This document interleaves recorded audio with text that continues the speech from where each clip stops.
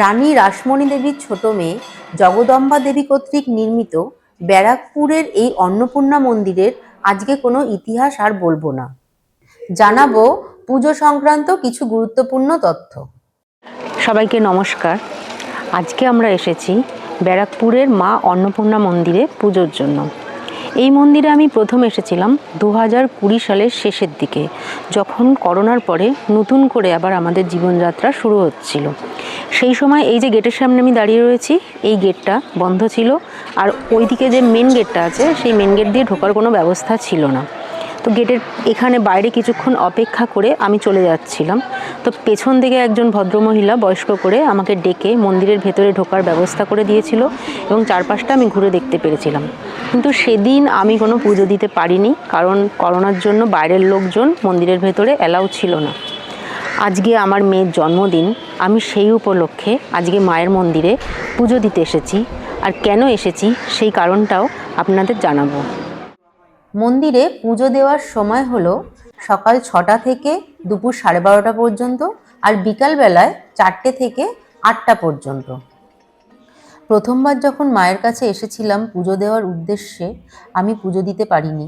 তখন আমার মেয়ের বয়স ছিল 3.5 বছর, কিন্তু ও তখনও কথা বলতে পারত না।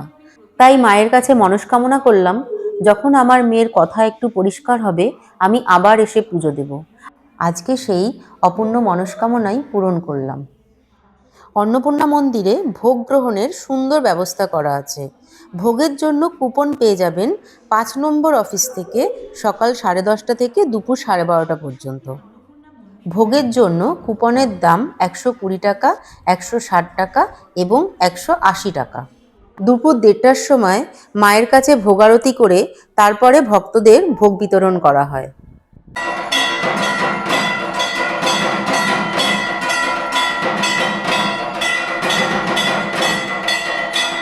এখানে চেয়ার টেবিলে বসে সুন্দর ভোগ খাওয়ার ব্যবস্থা আছে। চাইলে আপনারা ভোগ পার্সেল করেও নিতে পারেন।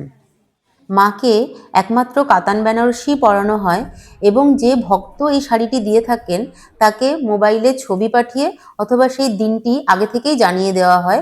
যদি তিনি সেখানে উপস্থিত থাকতে চান, থাকতে পারেন।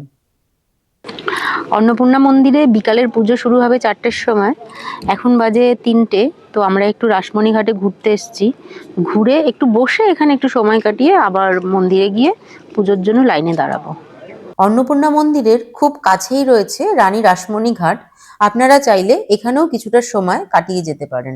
রাসমণি ঘাট থেকে ফেরার সময় এই পুরনো বাড়িটা দেখে একটু কৌতূহল লাগলো। সেই জন্য পাড়ার এক কাকিমাকে জিজ্ঞাসা করলাম যে এই বাড়িটা কি, কেন, কি জন্য বানানো হয়েছিল। বাড়িটা একটু অদ্ভুত, যে নিচে একটা রুম, ওপরে একটা রুম, এরকম লম্বা মতো। তো উনি জানালেন যে এই বাড়িতে নাকি রানী রাসমণির সানাই বাজতো। এরকম দুটো বাড়ি আছে, ওপাশেও আর একটা আছে, আর এইখানে আর একটা। আমরা আপাতত এই বাড়িটাকেই দেখালাম। ভিডিওটি এখানেই শেষ করলাম। আপনারাও আমার মেয়েকে আশীর্বাদ করবেন যাতে ও আগামীতে ভালো থাকে।